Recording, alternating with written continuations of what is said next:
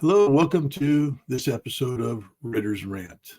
Today, we're going to be talking about foreign terrorist organizations.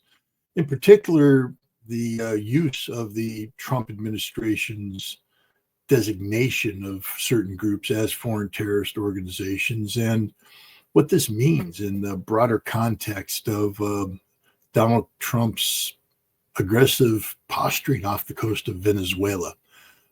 As people probably have seen, a speedboat, a motorboat, ostensibly carrying 11 so-called terrorists, and again, alleged to be carrying narcotics, was tracked and destroyed by forces of the United States military, killing all 11 personnel on the boat and I guess destroying their narcotics cargo. According to the Trump administration, to the State Department, this boat and the people inside were affiliated with the Tren de Agua terrorist group. I'm sure I mispronounced that, but it doesn't matter. This is a terrorist group that has been designated as a foreign terrorist organization by the Trump administration. It's an organization that operates on the soil of Venezuela. The Trump administration claims that it operates the direction of the Maduro government. I don't think anybody else agrees with that. Most expert opinion holds that this organization operates on territory that's outside of the control of the Venezuelan government and operates independent of the Venezuelan government. But be that as may, it's a Venezuelan-based foreign terrorist organization, has been designated as such.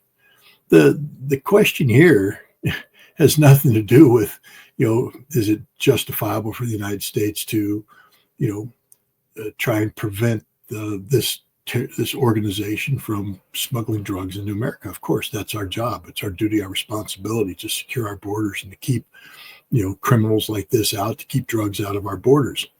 But a lot of people are like high-fiving, saying this is awesome. This is what designation of FTO. We put some, substance behind the words without really reflecting on that. Go and read the statute.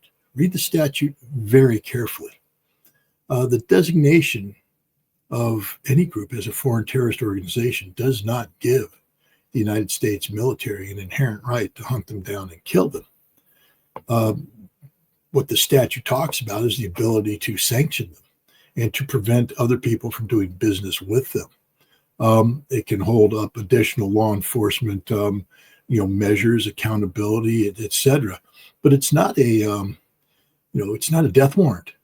It's anything but a death warrant. And so now you have to ask yourself, what the hell was the U.S. military doing tracking a civilian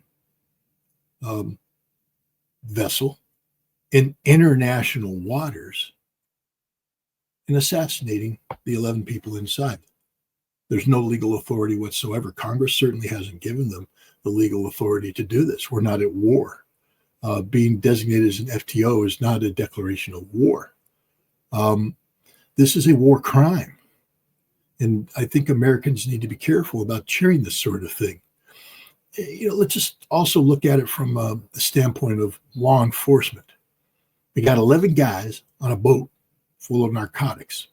They left Venezuela and they're heading to points unknown, but I think the Trump administration claims they had irrefutable evidence that they were bringing these narcotics to American waters.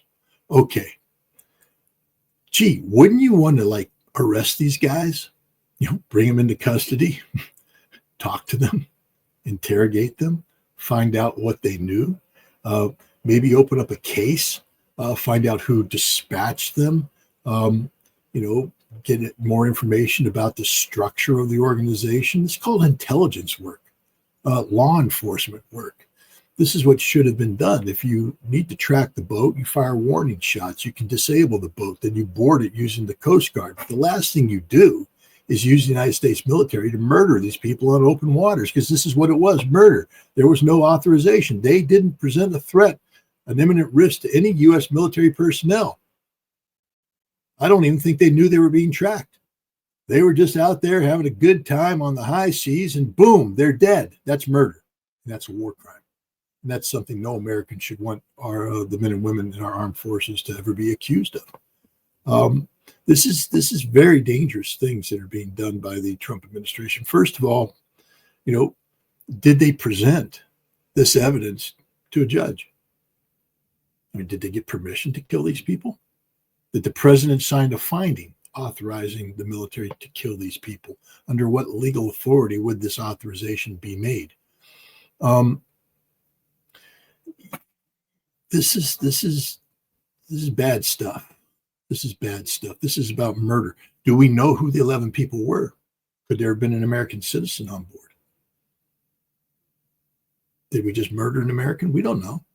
We don't know. Do we have the authority to murder America? I know Barack Obama did it on a regular basis. No due process. But gosh, President Trump claims to be a different president, a better president, a president who claims that the Constitution matters, but does it? There was no due process offered these people. They were simply murdered. They weren't given a chance to surrender. They weren't even given a chance to resist. Had they resisted, then they could be taken out, but only, with proportional force. Here, the boat was just hit, killing all 11 people. This isn't how America operates, guys. We need to do better than this. This is how drug cartels operate. They murder people. This is how criminal organizations operate. This is how foreign terrorist organizations operate, but not the United States. Defend America in the war on drugs? Absolutely.